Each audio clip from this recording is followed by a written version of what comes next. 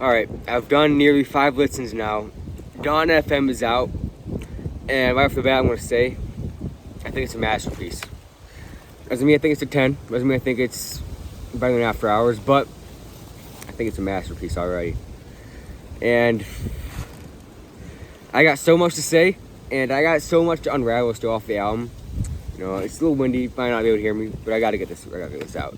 So I'm going to do another one, maybe even tomorrow. I might do another on the review of how much I get. It depends on how much I get unfolded and how much I find out for the concept and everything. But we got it. We got Dawn FM. And I think it's safe to say that The Weeknd is this MVP of the decade so far. He's MVP of 2020 so far. If you drop After Hours and Dawn FM, and then in the year you don't drop, you have an absolute insane feature run from Hurricane, You Right, Moth to a Flame, Better Believe, Tears in the Club. From that insane feature run, when you don't drop, and then you come back with Dawn FM, he's my runaway MVP this decade so far. And that was my prediction after Hours dropped. I'm like, no one's going to touch Abel this decade. And I mean, Dawn FM, he's hitting better. I don't know if it's better than After Hours. I don't think it is, at least yet. But that's for another time. I don't want to compare yet. But, so I'm going to talk about the experience. I listened, Dawn FM, the intro track, it's an intro, it's just the intro. It's like a minute and a half long. It's supposed to be just the intro. And then, boom. The Weeknd's vocals hit so hard, and the production on the second half just kicks in. I mean, when I heard that, and I was like, this is just the intro, a minute and a half long, we're in. And then Gasoline's next, and the whole world got caught off guard here. The whole world. You hear The Weeknd doing that very, very deep voice. And I was like, is this what we're getting for the album? Is this going to be his voice? And I could not believe it. I was like, is this the direction Abel's going? But then it turns out that was only half of the song, and ended up not being. And it's already grown on me more since the first listen. I was like, this is okay, but I mean, first listen I was like, this is a decent track, but the vocals. But then second listen, and then I like them now. It just grew on me, you know. And then I do like that it's not the whole song, it's just part of it where he does that vocal thing. And then next I believe we have I can't think of the tracks. But, I mean, so then we have this transition from, I don't even remember the track name, it was like, How Can I Make You Love Me, I believe, maybe? I don't know. But the transition to Take My Breath,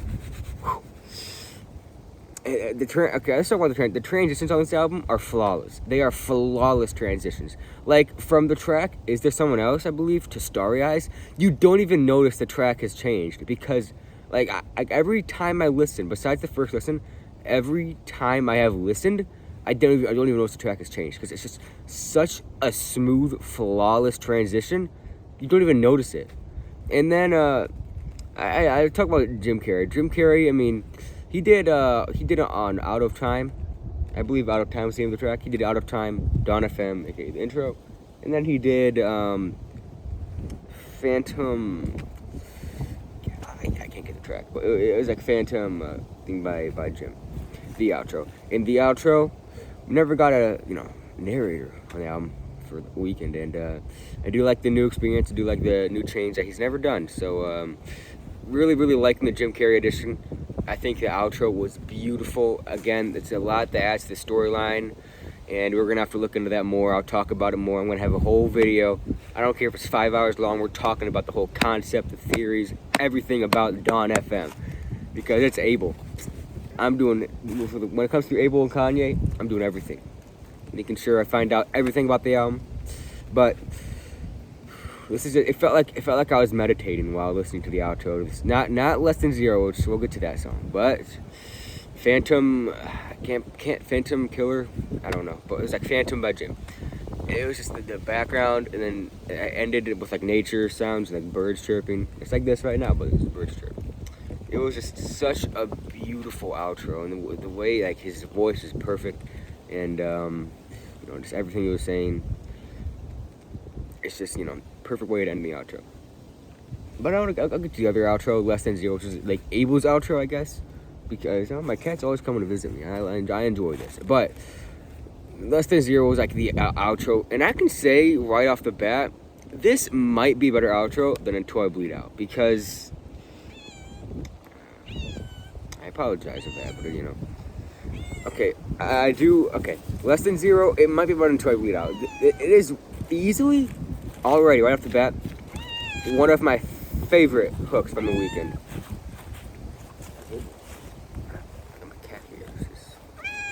This is unbelievable. I'm sorry about that. Okay, so I heard the hook for the first time, and I was in my bed. I heard the hook, and I was just like trying to digest it. I couldn't. I was listening, and I was like, no way, this is real. But I just honestly, from the whole, I just could not believe how, like, the feeling I felt while listening to some of these songs is probably the best first listening on, I don't even know, since LP for sure, but it might be better than listening than LP. I think it's better than LP, but the LP listen was fun. That's first listen is very different, but Less Than Zero, it's a perfect song. It's top 3 for me on the album probably, and then we got like Sacrifice, Out of Time. It's just I really wish he would have done something more on Angel. What was it? Angel. I can't. Every Angel is Terrifying. That one, the production. It's probably one of the best produced songs on the album, but I mean, he didn't really do much. But it adds up to the concept though, so that's why it adds so much to the concept of the album. But that production.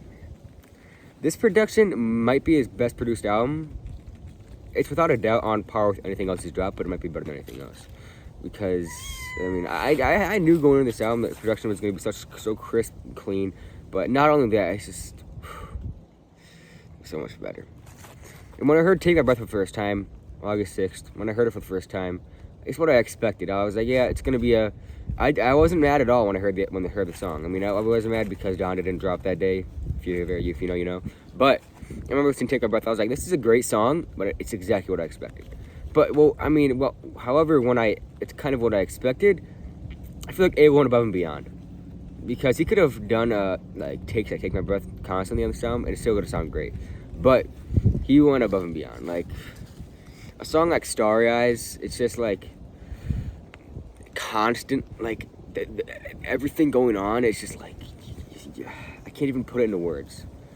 And then the features. I'll talk about the features. Tyler and Lil Wayne. Here's what I'll say they both were good features. I think Tyler had a slightly better feature, but they're not the highlights of the album, which I am proud of that. I'm glad because I like that Abel was the highlights of the songs.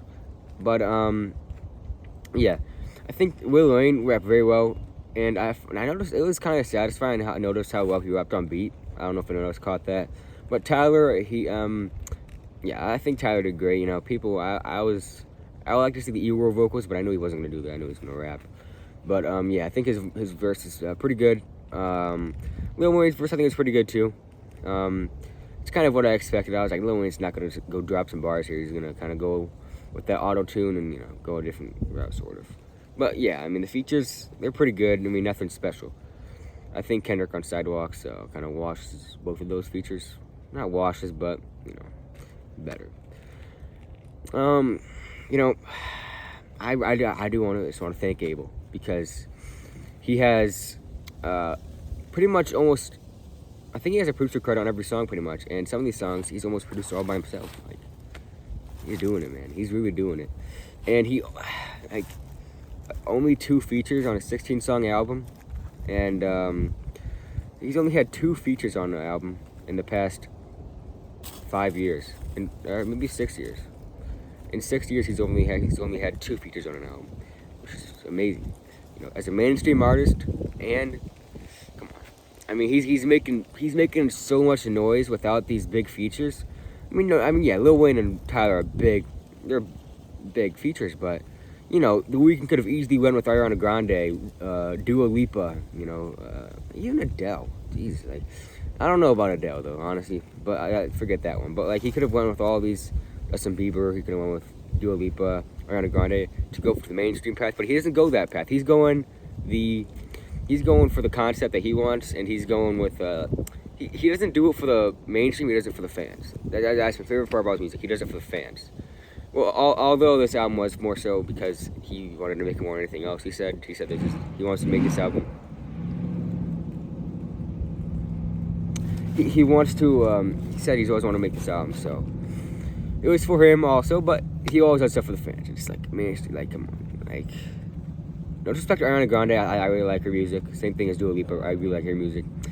I mean, but like, I feel like they take that more mainstream path where Abel, I don't want to start beef. I don't hope we, again, no disrespect to Ariana Grande or Dua Lipa. I really like your music actually, but let's get back to Dawn FM. I don't want to make this too long because I got so much more to say in the whole thing about the concept and everything. It's like below freezing right now, and I mean I had to put on the jacket and everything. It's just so cold. But here's what I can say right now.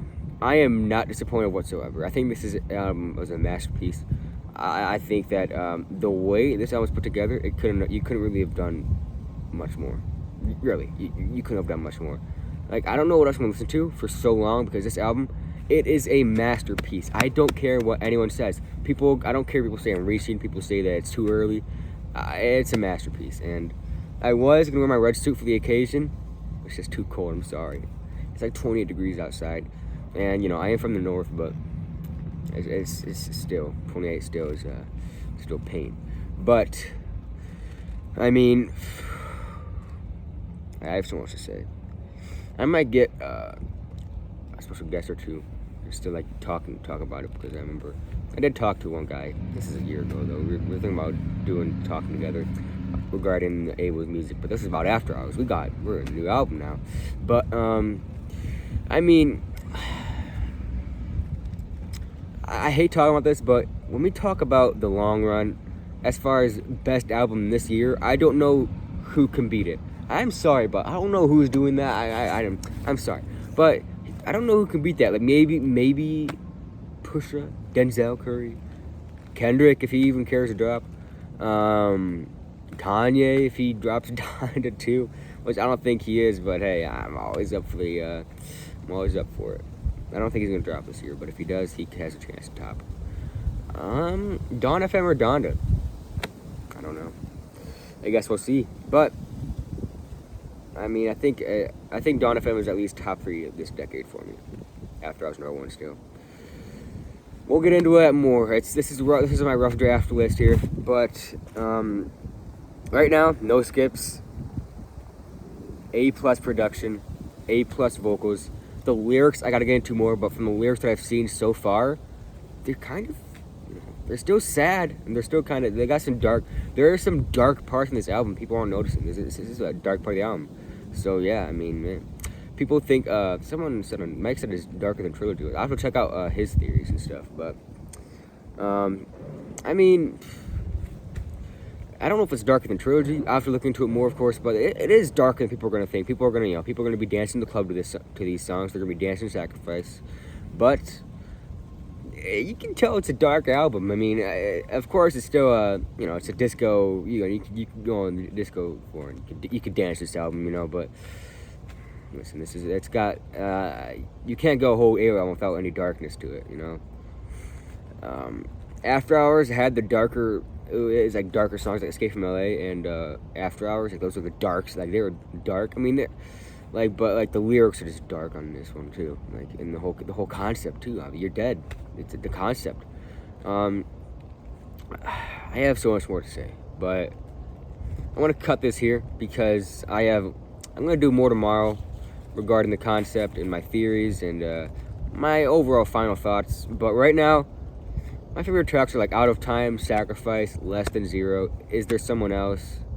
Those are probably like my 4 right now. If I had to add another one, I don't know. This is tough, but I guess I'll go with, I don't know. I'm sorry. This is too tough, but I don't know. This is all I got. I mean, I'll come back tomorrow. I'm coming back tomorrow with more, man. This is such a fantastic album. Fantastic. When I come back, I'll have more than 10 listens. I'm on my 5th one right now. I'm about to finish that one, actually. So, but The Weeknd did himself again. We all got to be grateful for The Weeknd. We all got to be grateful. This is a masterpiece. Nothing short of it. That's all I got for now. Hope you all enjoy the listen. Enjoy Dawn FM. Stream Dawn FM. It's a very special occasion. Enjoy it. We don't usually get music like this. It's very rare to get masterpieces like this. Make sure you enjoy it. Be grateful. I'm out.